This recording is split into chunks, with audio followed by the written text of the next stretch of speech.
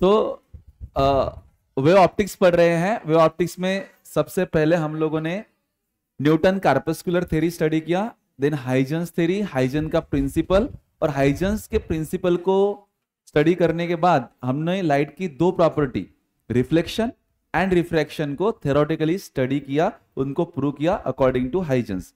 आज के क्लास में हम इस चैप्टर का सबसे इंपॉर्टेंट पार्ट डिस्कस करने वाले हैं, स्टडी करने वाले हैं, और इसका नाम है इंटरफेरेंस ऑफ लाइट। लाइट की एक बहुत ही बेहतरीन प्रॉपर्टी, ठीक है। तो चलिए इंटरफेरेंस ऑफ लाइट क्या है इसको जानते हैं।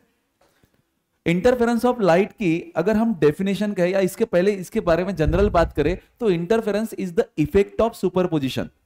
सुपरपोजिशन मीडियम में जब दो या दो से ज्यादा वेव ट्रैवल कर रही हो और किसी एक पॉइंट पे पहुंच के अपना इंडिविजुअल डिस्प्लेसमेंट प्रोड्यूस कर रही हो, तो वहां पे जो नेट डिस्प्लेसमेंट होगा it will be the vector sum of all the displacement. इसको बोलते हैं हम प्रिंसिपल ऑफ सुपरपोजिशन। अगर आपको याद होगा मैंने कहा मान लीजिए ये मीडियम का एक कोई पार्टिकल है, ठीक है। हमने साउंड वेव में पढ़ा था सुपरपोजिशन प्रिंसिपल। एक वेव इधर से आ रही है और ये यहां पे पहुंची, इसने इस पार्टिकल को y1 इतना ऊपर उठाया, y1 displacement KIA, y1 displacement KIA, ठीक है।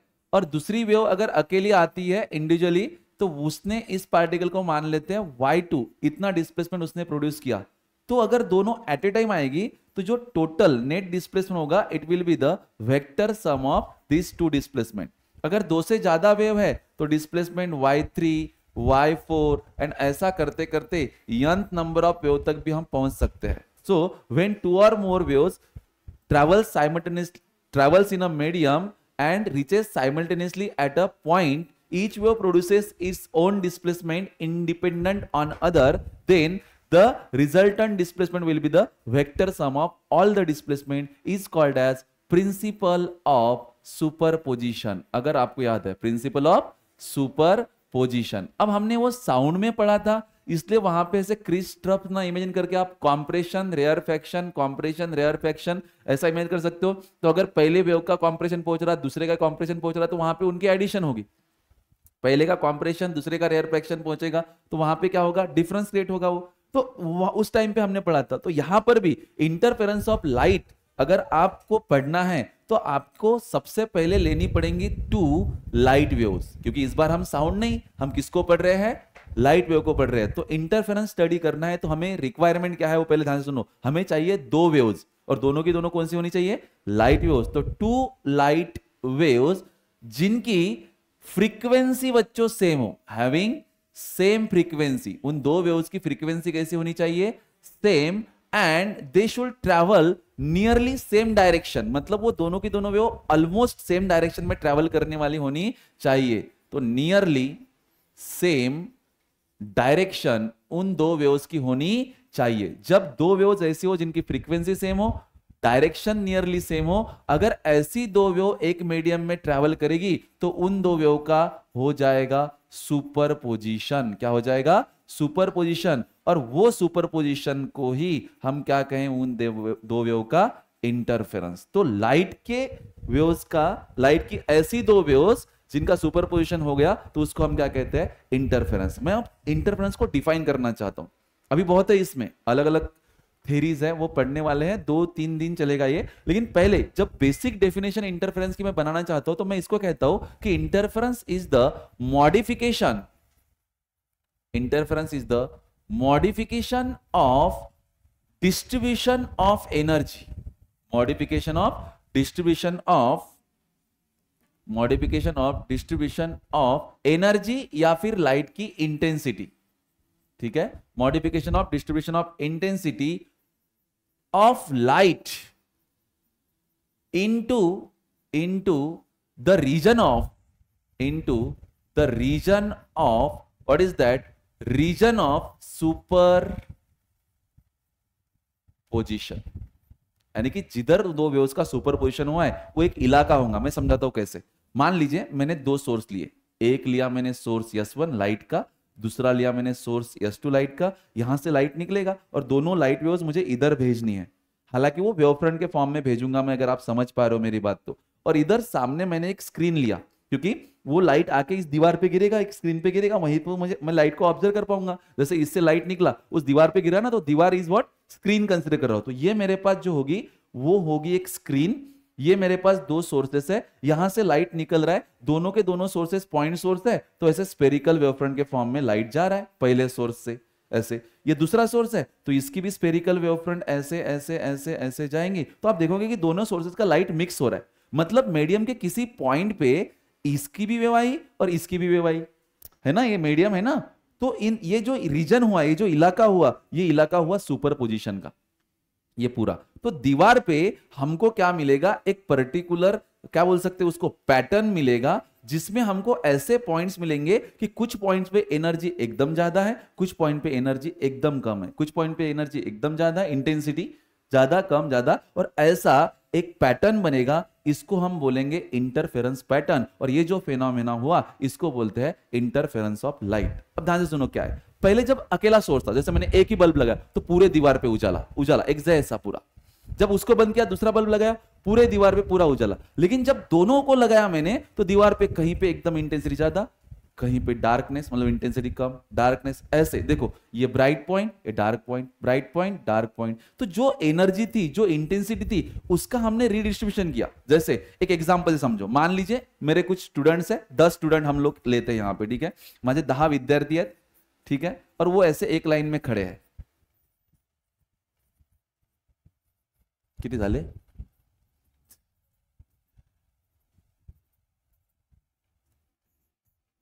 ये एक वर्ग बाहेर काढू।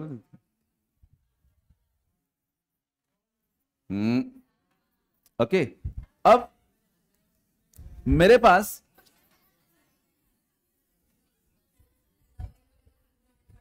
क्या है ते 1-4 है, ठीक है।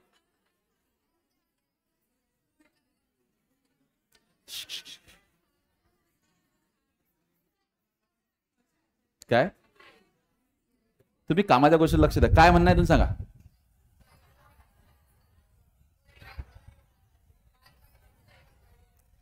हाँ, कितने विद्यार्थी है? 10, और मेरे पास 1000 रुपीज है। कितने रुपीज है? 1000। और मैंने क्या किया, 10 बच्चों को 100 रुपए दे दिए। तो हर बच्चे के पास अभी जो पैसे हो गए वो कितने हो गए? 100। प्रत्येकाला 100 रुपए दिले।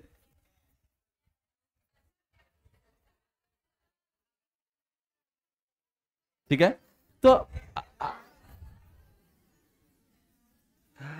माझ्याकडे जेवढे पैसे आहेत ते मी आता या विद्यार्थ्यांमध्ये काय केले, युनिफॉर्मली डिस्ट्रीब्यूट केले। कसे डिस्ट्रीब्यूट केले? युनिफॉर्मली। तर हे झालं माझ्या जवळच्या पैशाचं युनिफॉर्म डिस्ट्रीब्युशन। तसंच जी स्क्रीन असते त्या स्क्रीनवरती जर लाईट पूर्ण युनिफॉर्मली डिस्ट्रीब्यूट, एक सारखा प्रत्येक पॉईंटवर इंटेन्सिटी सेम, तर ते झालं लाईटचं युनिफॉर्म डिस्ट्रीब्युशन। आता मी काय करतो, मी हा जो पहिला नंबरचा विद्यार्थी आहे याच्याजवळचे पैसे घेऊन घेतो आणि ते पैसे देतो सेकंड नंबरच्याले। समजलं का? तर याच्याजवळचे दादा काय झाले, गायब झाले, आणि याच्यावर किती झाले? 200। हा तो 3 नंबरचा आहे, याच्याजवळचे घेऊन कुठे देतो? 4 नंबर झाले। म्हणजे ऑड प्लेसेस वरती जो विद्यार्थी आहे त्याच्याजवळचे घेऊन घ्यायचे, आणि जो इव्हन प्लेसेस वरती त्याला ते देऊन द्यायचे। ठीक आहे, तर असं करता करता तुम्ही जर पाहाल हे असं होईल। समजलं का तुम्हाला? आता मला सांगा, पहिले किती पैसे होते? 1000। आता किती आहेत? तर पैसे तर पहिले भी तेवढेच होते, आता भी तेवढेच आहेत, पण आता पैशाचं डिस्ट्रीब्युशन काय केलं मी? चेंज केलं, मी मॉडिफाय केलं ते डिस्ट्रीब्युशन। येतं का लक्षात तुमच्या? आणि काय केलं की काही विद्यार्थी असे आहेत ज्यांच्यावर काहीच पैसे नाही आहेत, झिरो झिरो है। ओके, आणि काही अशी आहेत की ज्यांच्याजवळ पैशाची जे अमाऊंट आहे ते वाढलेली आहे। तर स्क्रीनवरती एक्झॅक्टली तसंच होतं। स्क्रीनवरती जेव्हा इंटरफरन्स होतो दोन वेव्हचा, तर काही पॉईंट असे असतात जिथं लाईटची इंटेन्सिटी एकदम जास्त असते, एकदम ब्राईट पॉईंट म्हणतो आपण त्याला, आणि जिथं काही पॉईंट असतात की जिथं इंटेन्सिटी काय होऊन जाते?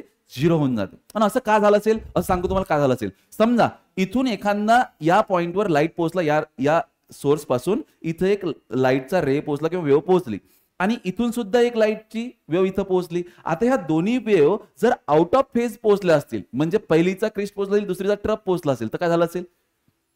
क्रिस्टनं ट्रपले खाऊन टाकलं ना, म्हणजे रिझल्टंट डिस्प्लेसमेंट झिरो झाला ना, त्याच्यामुळे हा पॉईंट कोणता असेल? डार्क। आणि याच्या एक्झॅक्टली ब्राईट वरती काय झालं असेल? यांच्यामधला पाथ डिफरन्स सेम फेज मधला असेल, तर या स्क्रीनवरती अल्टरनेट डार्क आणि ब्राईट पॉईंट म्हणतात, त्या पॅटर्नला आपण काय म्हणतो, इंटरफेरन्स ऑफ लाईट. तुम्ही नीट समजून घ्या. जर या स्लाइडवरचं तुम्हाला काहीच नसेल समजलं तरी चालते, पण इंटरफेरन्सची फक्त 2 मिनिटांची डेफिनेशन लक्षात ठेवा. इंटरफेरन्स म्हणजे काय? It is the modification of distribution of intensity of light into the region of superposition, into the region of superposition. म्हणजे जो इलाका सुपरपोजिशनचा आहे त्या इलाक्यात तसं होते. या फेनॉमिनल लाईटचा काय म्हणतात? Interference of light. करेक्ट आहे? इथपर्यंत काही प्रॉब्लेम नाही. बहुत बढिया. ठीक आहे. आता या इंटरफेरन्सच्या काही कंडिशन आहेत, है ना. कन्स्ट्रक्टिव्ह इंटरफेरन्स असतो आणि कोणता असतो? Destructive interference. आणि याच्यासाठी मी परत एकदा या लाईटच्या केसमध्ये मस्त अशी डायग्राम काढतो. हा सोर्स S1 आहे, हा सोर्स काय S2, आणि या सोर्सच्या पासून काही दूर अंतरावरती इथं मी काय ड्रॉ केलेली आहे सांगा बरं? हे स्क्रीन. कारण आपला जो इंटरफेरन्सचा पॅटर्न आहे तो त्या स्क्रीनवरतीच पाहू शकणार आहे आपण. ठीक आहे. इथून समजा एखादा लाईटची वेव्ह निघली आणि स्क्रीनवर एखादा पॉइंट मी P घेतो, तिथं पोहोचली, आणि इथून सुद्धा एक हे निघली, तिथं पोहोचली. आता या लाईट वेव्हनं जेवढं डिस्टन्स ट्रॅव्हल केलं त्याला म्हणतो मी x1, आणि या लाईट वेव्हनं इथून इथपर्यंत डिस्टन्स ट्रॅव्हल त्याला काय म्हणतो मी x2. तर दोन्हीही लाईट वेव्ह मध्ये 5चा काही तर डिफरन्स असेल. किती असेल तो डिफरन्स? तो डिफरन्स असेल हा एवढा. हिचा पाथ 2 किलोमीटर, हिचा पाथ 4 किलोमीटर आहे. कोणत्या तरी दुसऱ्या 4 किलोमीटर, 2.25 किलोमीटर म्हणा. ठीक आहे. म्हणजे समजा, अरे कसे रे तुम्ही. ठीक आहे. x1 आणि x2. तर ह्या दोन वेव्ह मधला पाथ डिफरन्सवर डिपेंड करते की तो पॉइंट ब्राईट असेल की डार्क असेल. समजा पाथ डिफरन्सला मी डिनोट करतो डेल्टा x न, तो काय असेल? x2 minus x1. जेव्हा हा पाथ डिफरन्स n लॅम्बडा असेल किंवा 2 times of n lambda by 2 असेल, म्हणजेच even multiple of lambda by 2 असेल, तेव्हा इथं बनणारा इंटरफेरन्स कोणता असेल? Constructive interference. म्हणजे आता ह्या दोन्ही वेव्ह आहे बाबूरे, बाई व हा बाय, हा अशी वेव्ह चालली आणि समजा हिचा क्रिस्ट पोहोचू राहिला पहिल्या वेव्हचा, आणि तेवढ्याच टाइमात समजा ही दुसरी वेव्ह आली आणि हिचा बी क्रिस्ट पोहोचू राहिला. तर या इन्स्टंटले हिचा बी क्रिस्ट, हिचा बी क्रिस्ट, तर क्रिस्ट पॉइंट कोणता? ब्राईट. पुढच्या सेकंद आले क्रिस्ट नंतर पहिल्या वेव्हचा काय पोहोचेल? ट्रफ. तर दुसऱ्याचा बी काय पोहोचेल? ट्रफ. तर तरी बी पॉइंट कोणता? ब्राईट.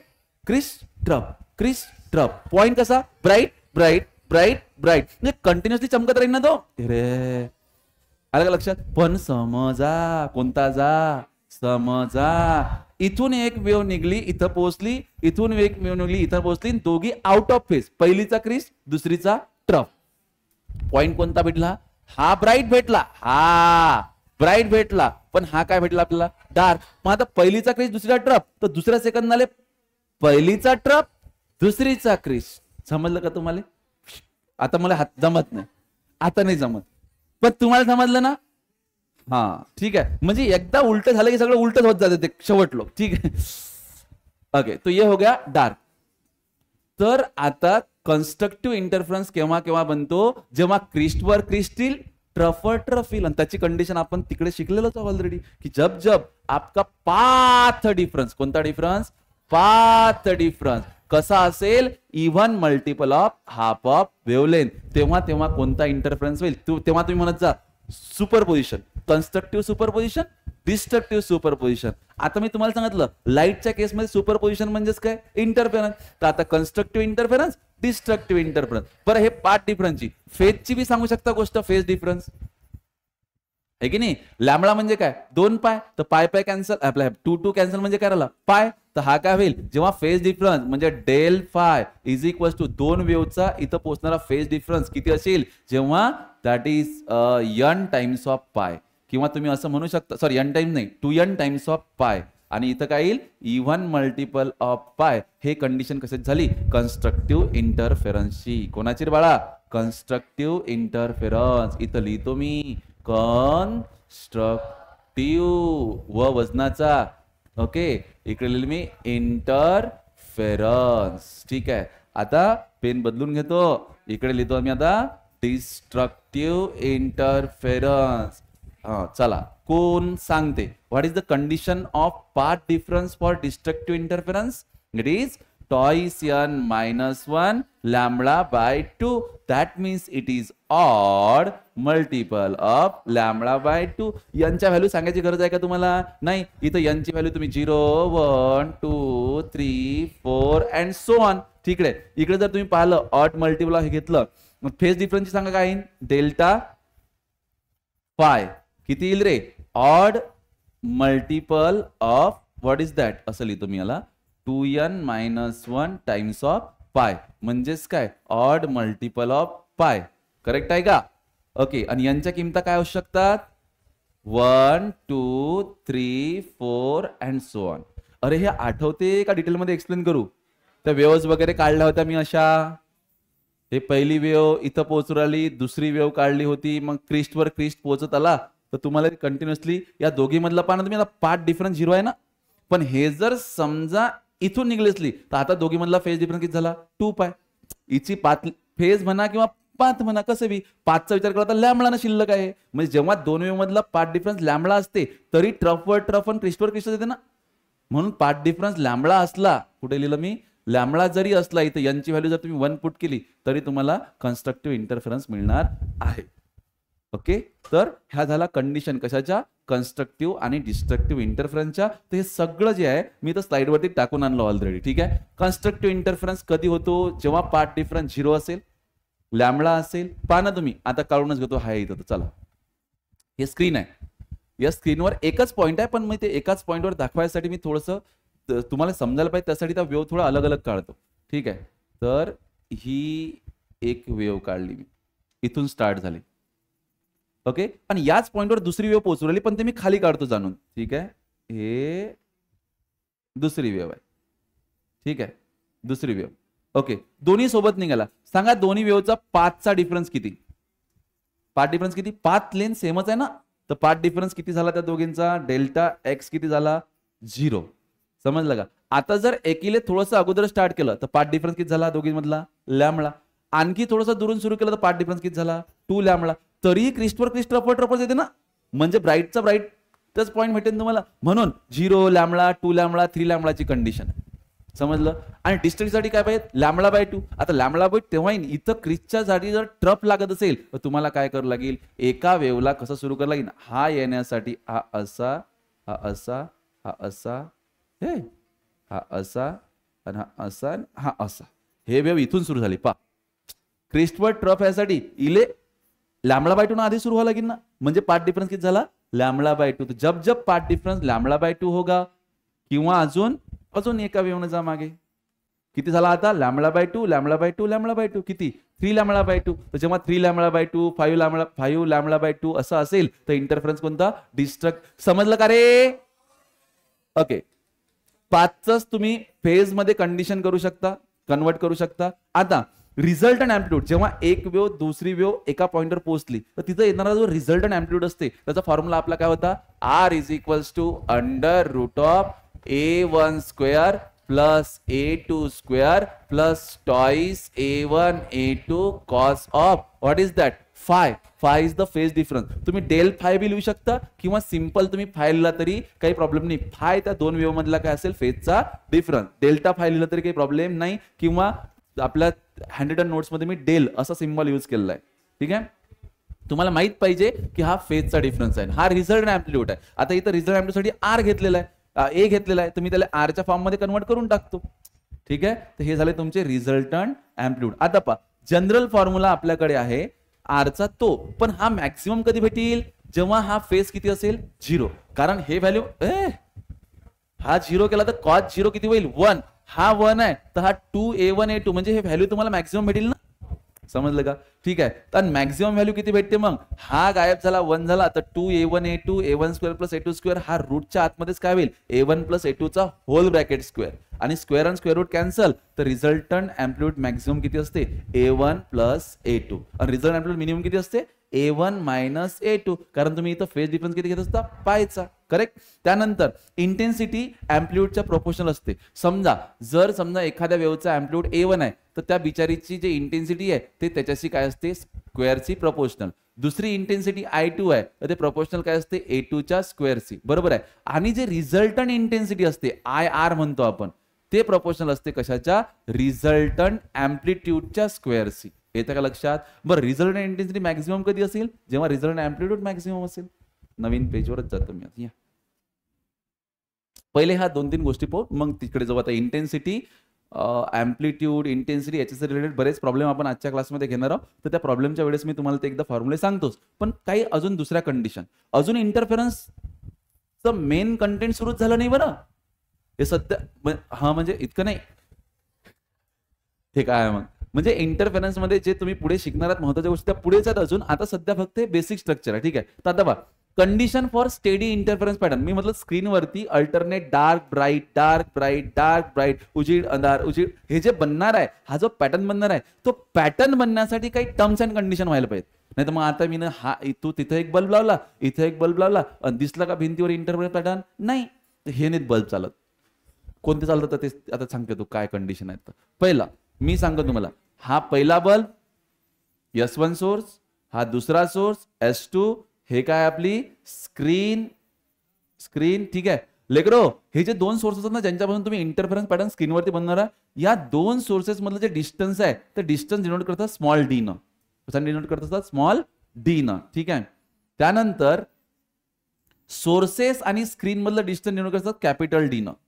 सोर्स आणि स्क्रीन यांच्यामधलं डिस्टन्स कशाने डिनोट करायचं? Capital D. 2 सोर्सेस मधलं डिस्टन्स कशाने डिनोट करायचं? Small D. ओके. आता पहा काय, 2 सोर्सेस शुड बी कोहेरंट. आता 2 सोर्सेस कसे असायला पाहिजे? कोहेरंट. आता पहिले आपल्याला हे समजायला पाहिजे की कोहेरंट सोर्सेस म्हणजे काय. तर याचं एक स्पेशल लेक्चर उद्याच आहे. उद्याच्या क्लासमध्ये आपण फक्त हे समजू की 2 सोर्सेस कोहेरंट आहेत म्हणजे नेमकं काय. तरी मी वरवरून सांगायचा प्रयत्न करतो की 2 सोर्सेस कोहेरंट म्हणजे काय, की जर समजा या स्क्रीनवरती एखादा पॉइंट आहे, हा पॉइंट आहे, आणि या पॉइंटवर असं असं असं असं एक वेव्ह पोहोचली, तिचा पोहोचला क्रिस्ट, आणि असं असं असं करता करता या दुसऱ्या वेव्हचा बी क्रिस्ट पोहोचला. तर या मोमेंटले सध्या या सेकंदाले दोन्ही वेव्हचा काय पोहोचला? क्रिस्ट. आणि आपण असं अज्युम करू की त्या 2 वेव्ह मध्ये फेज डिफरन्स 2 पायचा आहे. ठीक आहे. आता पुढच्या मोमेंटले काय, पुढच्या मोमेंटले जर दुसरीचा ट्रप पोहोचेल तर पहिलीचा ट्रप पोहोचेल तर दुसरीचा बी काय पोहोचायला पाहिजे? ट्रप. नंतर crest crest, trough trough, crest crest, trough trough, असंच पोहोचायला पाहिजे. म्हणजे विथ टाइम 2 वेव्ह मधला फेज डिफरन्स जेव्हा चेंज होत नाही तेव्हा ते 2 सोर्सेस कसे असतात? कोहेरंट. हे थोडं शॉर्ट सांगितलं मी. आय रिपीट, 2 सोर्सेस कोहेरंट तेव्हा म्हटले जातात जेव्हा टाइमच्या रिस्पेक्ट मध्ये त्या दोघांमधला जो फेजचा डिफरन्स आहे एखाद्या गिव्हन पॉइंट वरती तो बदलत नाही. तर आपल्याला तसं लागेल ना. नाही तर मग काय होते की सुरुवात तर फेज बाबा सुरुवात कदम कदम बढ़ाए जा, साथ साथ चले जाए, और नंतर मग जर समजा विथ टाइम दोघांमधला फेज बदलला तर अंधारा पडेल ना. ठीक, डार्क पॉइंट येईल ना. जो ब्राईट पॉइंट होता तो काय होऊन जाईल? डार्क. Okay good. नेक्स्ट दुसरा point, the separation between 2 coherent sources should B small. हे जे 2 कुठे आहेत? हे जे 2 सोर्सेस आहेत S1 आणि S2 यांच्यामधलं हे जे आता डायग्राम मध्ये मला तुम्हाला दिसायला पाहिजे म्हणून दूर दूर काढले मी ते S1 S2. लय जोड म्हणजे असं समजा तुम्ही की कसं समजा तुम्ही आता सांगा. समजा या S1 आणि S2 मध्ये 1 मिलीमीटर, समजा 1 मिलीमीटर एखादं पेज घ्या, एखादा ब्लेड घ्या आणि त्या पेजले असं ब्लेडनं कट मारा. तर आता वरचा पार्ट अलग आहे, खालचा पार्ट अलग आहे, त्यांच्यामध्ये जो गॅप आहे ना तेवढं कमी डिस्टन्स पाहिजे 2 सोर्सेस मधलं. सर ते तर डिस्टन्सच नाही सर. असते काही डिस्टन्स असतात पण दिसत नाही. ठीक आहे. ओके. तर S1 आणि S2 मध्ये डिस्टन्स, पहिली कंडिशन काय? 2 सोर्सेस शुड बी कोहेरंट. दुसरं, 2 सोर्सेस मधलं जे डिस्टन्स आहे ते कसं असायला पाहिजे? स्मॉल. तिसरा, द डिस्टन्स बिटवीन स्क्रीन म्हणजे आपल्याला जिथं सगळ्या गोष्टी दिसून राहिल्या ते. ठीक आहे. The distance between screen from the 2 sources should be large.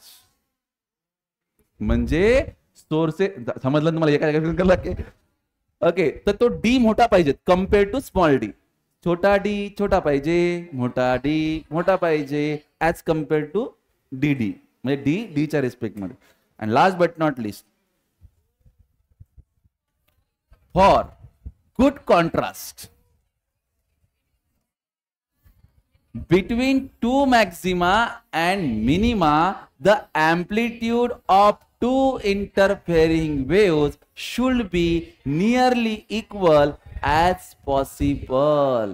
जर तुम्हाला तुमच्या आयुष्यात म्हणतो इंटरफेरन्स मध्ये क्लॅरिटी पाहिजे असेल, तुमच्या इंटरफेरन्स मध्ये कोणता पॉइंट ब्राईट, कोणता पॉइंट डार्क, कोणता पॉइंट ब्राईट, कोणता पॉइंट डार्क, याची जर चांगली क्लिअरिटी पाहिजे असेल तर ज्या दोन सोर्सेसला तुम्ही घेतलंय यांचा अँप्लिट्यूड जो आहे इंटरफेरिंग वेव्हचा हा कसा पाहिजे, जेवढा इक्वल असेल तेवढा इक्वल पाहिजे. नाही तर आपण लय कच्च्या कानाचे असतो. कोणा आपल्याला काही सांगितलं की आपण लवकर त्याच्यावर भरोसा ठेवतो आणि आपल्या मित्रासोबत आपण भांडण करून टाकतो. माणसानं कच्च्या कानाचं असायला पाहिजे. हा, म्हणजे तुमचा भरोसा लागेल की नाही, अँप्लिट्यूड सेम लागेल की नाही. ठीक आहे, नेक्स्ट चला कंडिशन सांगा. पाचवी बी कशा आहेत मला जाऊ द्या, फॉर्म्युला. पहला formula I1 upon I2 is A1 upon I2 का होल ब्रैकेट स्क्वायर. कुछ नया है क्या इसमें? नहीं, क्योंकि intensity is proportional to amplitude का स्क्वायर. अच्छा, अगर मैंने Imax अपॉन Imin किया तो हमें पता है इंटेंसिटी मैक्सिमम तभी होती है जब एम्पलीट्यूड भी कैसा हो, मैक्सिमम, और मैक्सिमम एम्पलीट्यूड के स्क्वायर से प्रोपोर्शनल होता है इंटेंसिटी मैक्स. अरे करते का रे, पटापट हा म्हणत जा. ये करेक्ट आहे. देन हा जो ए मॅक्स आहे याला मी असं पण लिहू शकतो बाळांनो, कसं, मॅक्सिमम एम्पलीट्यूड कधी A1 प्लस A2 म्हणजे मॅक्सिमम आणि A1 मायनस A2 म्हणजे मिनिमम. पण याचा स्क्वेअर आहे तर इथं काय येईल, स्क्वेअर. पण आपल्याला माहित आहे मी A1 ला अंडर रूट I1 लिहू शकतो. पहा ना, A1 चा स्क्वेअर आहे तर इकडे आला तो रूट होईल ना, म्हणजे A1 ला काय लिहू शकतो, under route I1 plus A2 ला काय लिहू शकतो, अंडर रूट I2. परत A1 ला अंडर रूट, A2 ला अंडर रूट I2. अटी प्लस आहे अटी मायनस आहे म्हणून अटी प्लस आहे अटी मायनस आहे. तर ना शिकवण सुरू आहे ना. ओके, आम्हाला दिसलंच नाही ते. ठीक आहे, स्क्वेअर. Okay, next. अब एक पॉइंट है और, एक क्या तीन तीन पॉइंट है, एक क्या तीन तीन पॉइंट है. पहला है average intensity of interference pattern. जो इंटरफेरेंस का पैटर्न है उसकी जो एवरेज इंटेंसिटी अगर आपको किसी सवाल में पूछी गई तो आप maximum intensity plus minimum intensity का क्या निकालो, average. Imax upon Imin divide by 2. या फिर जो इंडिविजुअल वेव्स है उन दोनों की एडिशन भी कर लोगे तो भी आपको इंटरफेरेंस पैटर्न की, कारण कुठं 200 रुपये, कुठं 0, कुठे 200, कुठे 100, पण ऑन एन एव्हरेज किती आहेत प्रत्येकडे, 100. कसे काढले, कोणत्याही दोनची ऍडिशन, 100 प्लस 100 समजू राहिलं का तुम्हाला, 100 प्लस 100 200 डिवाइड बाय 2 इज 100. काही नाही, काहीच खरं नाही हे. हा समज. नेक्स्ट तिला खराब वाटलं की बा एवढा जीव उडवला, समजलं, जाऊ दे समज. Fringe visibility. फ्रिंज व्हिजिबिलिटी नावाचा सुद्धा एक कॉन्सेप्ट आहे आणि तो कसा काढतात, हा शब्द प्रत्येक क्वेश्चन मध्ये वापरलेच असं नाही. म्हणजे क्वेश्चन मध्ये तो सरळ म्हणू शकते find Imax minus Imin upon Imax plus Imin. आणि जर असं नाही विचारलं तर शब्द वापरते fringe visibility. Calculate the fringe visibility. तेव्हा मॅक्सिमम आणि मिनिमम इंटेन्सिटीचा डिफरन्स वर घ्यायचा आणि ऍडिशन खाली घ्यायची. तेव्हा तुम्ही काय कॅल्क्युलेट करू राहिले, fringe visibility. And the last point, intensity is proportional to the width of the slit. आता मी तुम्हाला म्हटलं की एक तुम्ही पेज घ्या, त्या पेजला असा कट मारा, म्हणजे ब्लेडनं असा कट मारा तर एकदम बारीकशी अशी ओपनिंग असणार तिथं, एकदम बारीक ओपनिंग. दॅट बारीक opening is called as slit in the language of wave optics. मग आता मी इकडून एक बल्ब ठेवला, हा बल्ब आहे समजा, या बल्ब मधून असा लाईट निघला तर इथून पेज आहे, त्या पेजवर लाईट येईल, पण एकदम बारीक ओपनिंग आहे ना, त्या बारीक ओपनिंग मधून इथून लाईट निघेल बाहेर. तुझ्या लक्षात येऊ का मी काय म्हणत आहे, तर इथून जो लाईट निघू राहिला त्याची जे इंटेन्सिटी असेल, इथून निघाला लाईटची ही जे इंटेन्सिटी असेल ते या स्लिटच्या विड्थवर डिपेंड करते ना. जेवढं त्या दोन, आता हे समजा वरचा पार्ट आहे, याच्यात जी ओपनिंग आहे ती ओपनिंग म्हणजे स्लिट आहे. मग आता ह्या ओपनिंग जेवढी जाडी तेवढी इंटेन्सिटी ऑफ लाईट जास्त येईल. आपण म्हणतो काय होऊ नये रे, काय होऊ नये रे, काय होऊ नये रे, काय, समजलं तुम्हाला. म्हणजे intense width of the width, रुंदी जेवढी जास्त तेवढी त्यातून पास होणाऱ्या लाईटची इंटेन्सिटी कशी असेल, जास्त. जेवढी त्याची विड्थ कमी तेवढी लाईटची इंटेन्सिटी कमी. ठीक आहे. आणि हे पॉईंट जर आता तुमच्या सगळे लक्षात आले असतील, आता आपण काही क्वेश्चन सॉल्व्ह करू. ठीक आहे, अजून इंटरफेरन्सचा टाइम आहे, हे बेसिक. ठीक आहे, चलो पहिला question. two waves having intensities in the ratio 9:1 produce interference. Find the ratio of maximum to the minimum intensity. सांगा, काढा बरं पटापट, सॉल्व करा बरं, पेन बुक काढा बरं. तिकडे खाली ठेवलात का तुम्ही? ओके, राहू द्या, काढून नका, टेन्शन घेऊ नका, मी करतो सॉल्व. ठीक आहे, हा, तुम्ही लक्ष द्या फक्त. हा, किंवा तुम्ही लक्ष नका देऊ, तुम्ही आराम करा, तुम्ही त्रास नका घेऊ काही. मी नंतर व्हिडिओ पाठवून देईल, नंतर घरी पाहायचा वेळ मिळाला की. हा, आज नाही मिळाला तर उद्या बघचा. जैले आता इतक्यात नाही भेटला, 2-3 महिन्यात ते उन्हाळ्यात पहिला टाइम भेटला की. Okay, two waves having intensity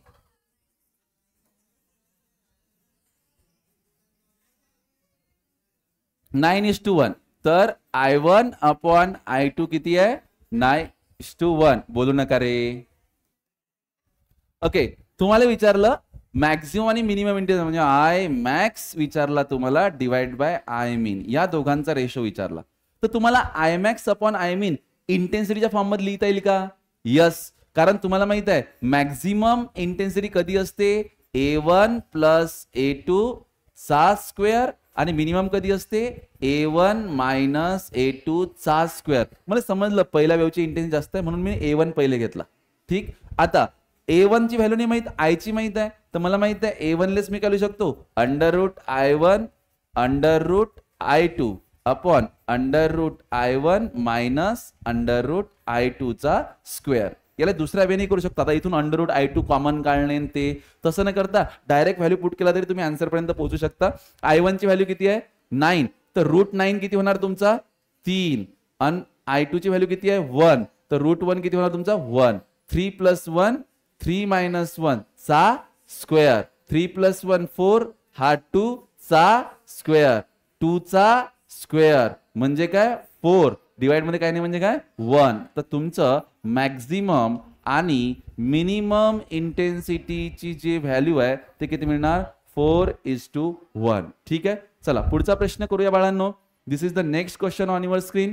if the ratio of maximum to minimum intensity when two waves interfere is equals to 9:4. म्हणजे आता तुम्हाला आय मॅक्स, ताई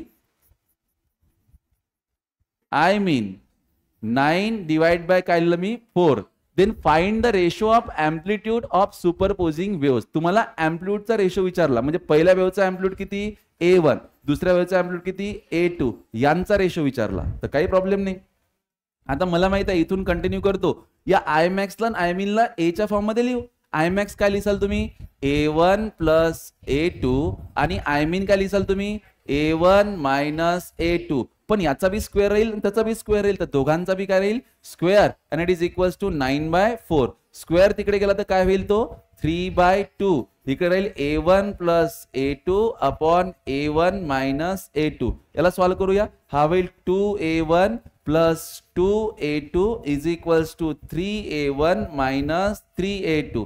तर आता 3A2 इकडे घेऊन या, मायनसचा काय होईल? प्लस. 3 आणि 2 5, that is 5A2 is equals to 3A1 मधून 2A1 गेले म्हणजे काय? 1A1. तुम्हाला विचारलंय A1 अपॉन A2, हा तिकडे जर गेला तर that is A1 upon A2 is equals to 5/1. तर फाइनल आंसर राहील तुमचं 5:1. अगले क्वेश्चन पे मूव ऑन करते हैं. This is the next question on screen. क्या बोल रहा है? If the ratio of amplitude of the two sources are 2:3 म्हणजे A1 मॅट कोणती आहे? A1:A2. फाईन. ताई मला नाव सांगा बरं आणि झाडू आणून ठेवा. इथं कॅमेरा समोर बोलवून फटके देऊ आपण. I max upon I mean. चला I max upon I mean काढायचं आपल्याला. हाय का डेटामध्ये A1 A2 आहे. ठीक आहे, तर इंटेन्सिटी खूप इझिली काढू शकतो, बिकॉज आपल्याला माहित आहे I1 upon I2 it is nothing but under root of A1 upon A2 चा काय रे? स्क्वेअर. A1 A2 म्हणजे किती? 2/3 चा स्क्वेअर म्हणजे काय होईल? 4/9. हे व्हॅल्यू भेटून गेली I1 अपॉन I2 पहिली. ठीक आहे, सेकंड सेक्शन सॉल्व करूया. याच्यामध्ये आता A मॅक्स पाहिजे. A मॅक्स म्हणजे काय? दोघांची ऍडिशन. मिनिमम साठी डिफरन्स, तर इथं होईल A max upon A mean it is A1 plus A2. कोण मोठा आहे? A2 मोठा आहे. तर तुम्ही असं करू शकता, दॅट इज प्लस मध्ये तर काही फरक पडत नाही, समजा मायनस मध्ये करू शकतो. आणि जर छोटा नंबर पुढे लिहिलाही गेला तरी तो स्क्वेअरच होणार आहे ना. जर इथं नाही होत स्क्वेअर, निगेटिव्ह आलंही समजा, तर त्याला तुम्ही मॅग्निट्यूडच्या फॉर्म मध्ये घेतलं तरी काही प्रॉब्लेम नाही. तर इथं काय होईल? A2 मायनस A1 काय होईल? A2 प्लस A1, 3 आणि 2 5, आणि इथं 3 मायनस 2 किती होईल? 1. हा होईल तुमचा 5:1 म्हणजे A max upon A min. ठीक, हे झालं तुमचं second answer.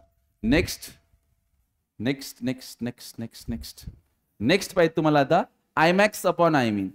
I max I min. ठीक आहे, चला काय असते? रिझल्टंट अँप्लिट्यूड जे असतात त्याच्याशी स्क्वेअरची प्रोपोर्शन असते. अरे I max आहे तर इकडे काय होईल? A max. I min आहे तिकडे काय होईल? A min. ते गोष्ट आलं काय की हे तुम्हाला वाचता नाही मिळालं पण आहे तेच. आणि याचा काय होईल रे? स्क्वेअर. तर इथं काय होईल? 5/1 चा स्क्वेअर म्हणजे काय होईल? 25 डिवाइड बाय 1. तर हा झाला I max अपॉन काय रे? I min.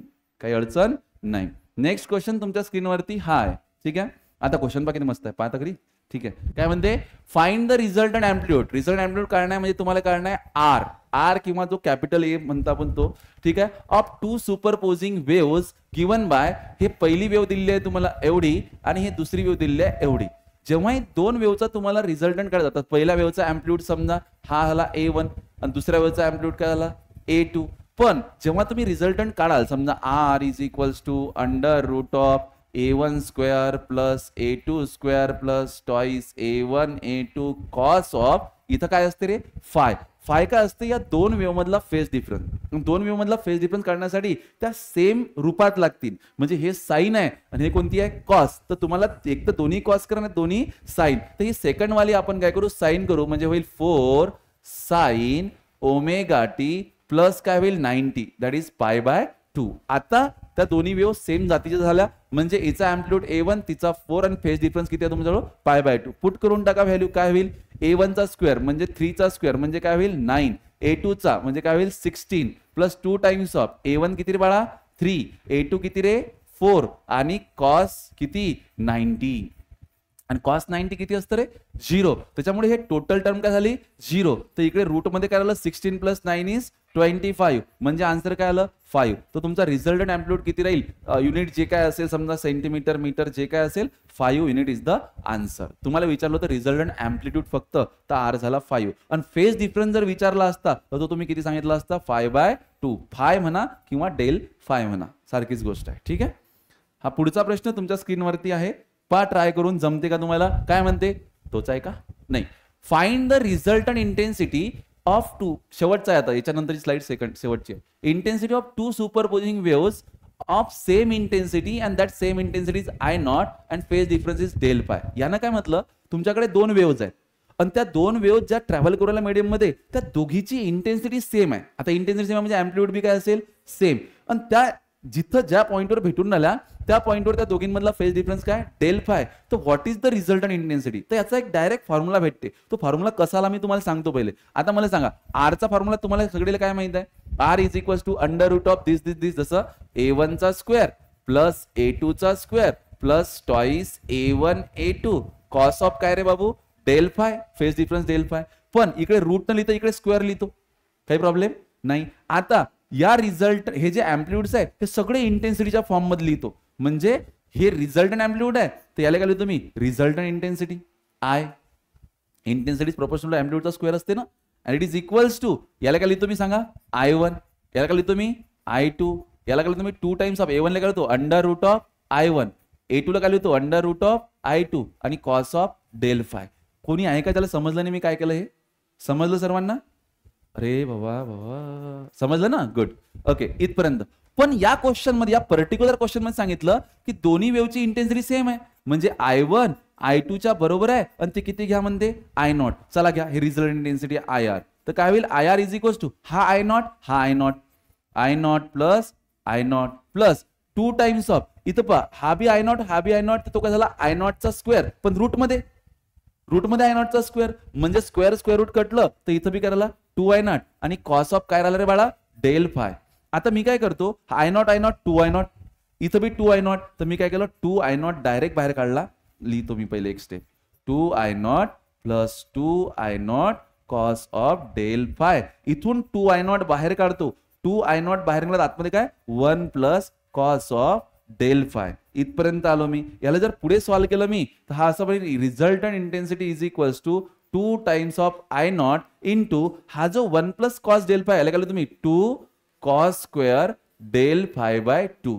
आणि हा 2 जर काय झाला रे बाळा 4 times of I0 cos square del phi by 2. This is the formula of resultant intensity. जेव्हा दोन्ही वेव्हची इंटेन्सिटी सेम, इसको याद कर सकते हो. हा तेव्हा तुम्ही डायरेक्ट लावू शकता जेव्हा दोन वेव्हची इंटेन्सिटी किंवा अँप्लिट्यूड सेम असेल.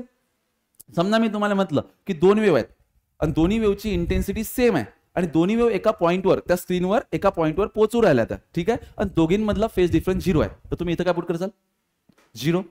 कॉस हा टोटल काय झाला 0, कॉस 0 1, 1 चा स्क्वेअर बी 1, म्हणजे इथं 1 झालं. तर तुमची त्या पॉइंटवर इंटेन्सिटी किती होईल 4 टाइम्स ऑफ I0. म्हणजे त्या पोराजवळ किंवा त्या पॉइंटवर इंटेन्सिटी 4 पट होईल एका इंडिव्हिज्युअल वेव्हची. एक वेव्ह आलीची इंटेन्सिटी किती I0, पण दोघी जेव्हा पोहोचल्या फेज मध्ये तर I0 ची 2I0 नाही झाली, 4 टाइम्स ऑफ I0 झाली इंटेन्सिटी. अँप्लिट्यूड 2A पण इंटेन्सिटी 4 टाइम्स ऑफ I0. बरं, आता जर समजा मी म्हटलं तर तुम्हाला इथं कॉस 0 आला, समजा याची टोटल व्हॅल्यू 0 आली. फेज जर आपण घेतला 90 जर घेतला तर कॉस 90 0 होते. म्हणजे आपल्याला फेज जर पाय बाय 4 घेतला किंवा ते व्हॅल्यू चेंज केली 90 0 झाली तर इंटेन्सिटी काय होईल 0. म्हणजे पहा तुम्ही एकदम 4 पट इंटेन्सिटी 0 इंटेन्सिटी, 4 पट इंटेन्सिटी 0 इंटेन्सिटी. तुम्हाला एकदम पॅटर्न दिसेल ना तिथं. आणि याचा एक्सपेरिमेंटल सेटअप बी आपण पुढे बघूच, कळतंय. तर हा फॉर्म्युला कधी वापरसाल तुम्ही, जेव्हा क्वेश्चन मध्ये दोन वेव्हची इंटेन्सिटी किंवा अँप्लिट्यूड सेम असेल. बरं, मग असाच प्रश्न मी टाकून आणला एक, काय म्हणते 2 कोहेरंट सोर्सेस, ठीक आहे, each producing identical waves of intensity I0. दोन्ही सोर्सेसनं ज्या वेव्स बनवल्या, पहिल्यांची इंटेन्सिटी किती I0, दुसरीची बी किती I0, आणि वेवलेंथ किती आहे त्याची लॅम्बडा. तो जो लाईट आहे, ठीक आहे, तो वेवलेंथ किती आहे त्याची लॅम्बडा, ठीक आहे, are at same distance from the point P as shown. Same distance from point B as shown. Find the intensity of the resultant wave at point P. तर याचं म्हणणं आहे आपल्याकडे दोन सोर्स आहेत. लेट से हा एक सोर्स आहे S1, हा दुसरा सोर्स आहे S2. हे इथं आहे आपल्याजवळ स्क्रीन. या स्क्रीनवर एक पॉइंट घेतो मी P पॉइंट, आणि त्या P पॉइंट पासून हे दोन्ही सोर्स सेम अंतरावरती आहेत. म्हणजे याचं इथून पासून हे डिस्टन्स, इथून पासून हे डिस्टन्स, लेट से हे X1 म्हटलं तुम्ही, हे X2 म्हटलं, ते सेम आहे ना. म्हणजे त्या पॉइंट P वर इथून पोहोचणाऱ्या ज्या वेव्हज आहेत त्यांच्यामधला फेज डिफरन्स किती झाला असेल 0. तिचा क्रिस्ट पोझिशन तर हिचा बी क्रिस्ट पोझिशन ना, दोघीची वेवलेंथ सेम आहे ना. कळलं का? म्हणजे या पॉइंटवर पोहोचताना यांचा फेज डिफरन्स किती आहे रे बाळांनो 0. हे आपल्याला त्याच्या कंडिशन वरून समजलं. पण जसं त्यांना बोलताना सांगितलं की हिची बी इंटेन्सिटी I0 आणि हिची बी intensity I0, and then what is the resultant intensity at point P? तर resultant intensity at point P काय असेल, direct formula 2I0 cos square del phi by 2, किंवा फक्त 5 बाय 2 लिहिलं तरी चालते. पण आता आपल्याला माहित आहे की डेल फाय काय आहे याच्यासाठी, कारण इक्वल डिस्टन्स असल्यामुळे डेल फाय सेम फेज मध्ये भेटू राहिला ना.